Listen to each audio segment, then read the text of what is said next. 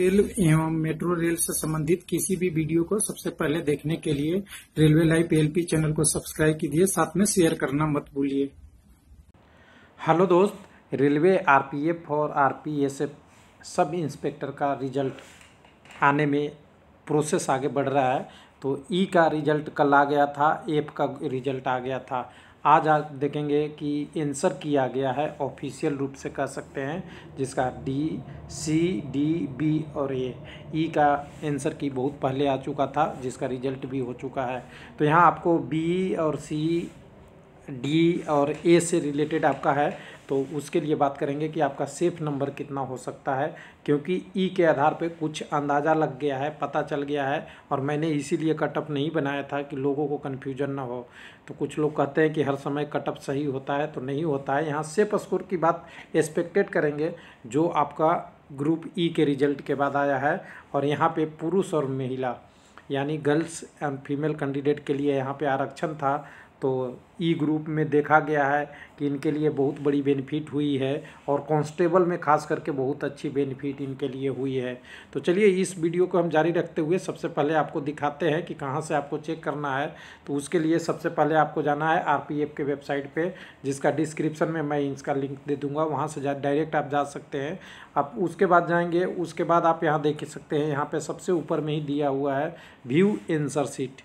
तो answer sheet देखने के लिए आप उत्तर पत्रिका देखने के लिए ऐसे क्लिक करेंगे इसे। तो यहाँ पे देखिए group A, group B, group C, group D, ये सारे के लिए है। तो ये आपका साउथ से रिलेटेड है, यानी दक्षिण भारत से आप साइड में भरे हैं, उससे रिलेटेड सारा है। बी आपका सेंट्रल और पश्चिमी से रिलेटेड है। आपका सी रिलेटेड है पूरब से, और डी रिलेटेड है आपका उत्तर से।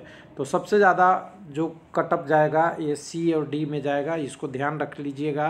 कुछ लोग कहते हैं कि ऐसा नहीं होता, तो आपको जब रिजल्ट आएगा उसके बाद आप ध्यान से देख पाएंगे कि यहाँ थोड़ी सी 2 से 5 नंबर ज़्यादा जा सकता है। तो इसको आप सी और बी, डी में तैयार रहिएगा 2 से 5 नंबर ज़्यादा देने के लिए।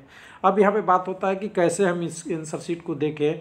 तो आप कोई भी एक क्लिक कर लेंगे, तो आप जिसमें आपने अप्लाई किया है, ए में, बी में, सी में और डी में, तो एक और नया पेज खुलेगा। उस पेज पे आप जाएंगे तो वहाँ पे आपको मांगा जाएगा डिटेल। तो क्या क्या डिटेल देखना है अपने आंसर शीट उत्तर पत्रिका देखने के लिए? पहले अपना रोल नंबर, उसके लिए रोल नंबर पूरी तरह से लिखना है, फॉर्मेट एकदम बिल्कुल जैसे जेड जेड जेड लिखा हुआ है इस तरीके से लिखना है। उसके बाद आपका डेट ऑफ बर्थ लगेगा, तो डेट ऑफ बर्थ आप साथ में लगाएंगे इसमें। उसके बाद परीक्षा की तारीख, किस परीक्षा को आपने किया है वो यहाँ से सेलेक्ट करके इस पॉइंट से ले सकते हैं। उसके बाद आपको बैच सेलेक्ट करना है, और इंटर नीचे में आपको देना है कोड, ये वाला कोड को यहाँ देना है। केस सेंसिटिव है, छोटा है तो छोटा, बड़ा है तो बड़ा। उसके बाद आप सबमिट कर देंगे तो आपको आपका आंसर की दिख जाएगा। तो मेरे पास इसका आंसर की के लिए मेरे पास रजिस्ट्रेशन नंबर नहीं है और रोल नंबर नहीं है, मैं नहीं देख सकता, लेकिन आप इसको अपने लिए अप्लाई कर लेंगे। अब बात करते हैं सेफ स्कोर का। तो कुछ लोग कहेंगे कि सेफ स्कोर के बारे में बताए थे। तो देखिए ई ग्रुप का लगभग आपका एसआई का है, सब इंस्पेक्टर में। जनरल के लिए 70 से 80 गया है। जनरल के लिए सारे कैटेगरी की बात कर रहा हूँ, कुछ का कम भी गया होगा, लेकिन मेल कैंडिडेट का ऐसा गया है। फीमेल कैंडिडेट हैं उनके लिए 5 से 10 नंबर छूट, इतना नंबर कम इनका रहेगा, तभी सिलेक्शन होने की उम्मीद है। और ध्यान दीजिएगा, ये एग्जैक्ट नहीं, एक अनुमान है। और इसे अगर कहें तो टोटल अगर सभी टर्मों में कहें तो हमने बोला सी एंड डी में थोड़ी सी ज़्यादा रह सकती है। तो यहाँ आप अनुमान लगा लें आपका नंबर 75 से 90 के समथिंग में है, तो आपकी उम्मीद बन रहा है। 75 इसलिए क्योंकि कुछ कैटेगरी के अलग हो सकता है। और ध्यान दीजिएगा, अगर SC ST में है तो ±5 रख लीजिएगा, क्योंकि ये थोड़ी सी वेरिएशन हो सकती है।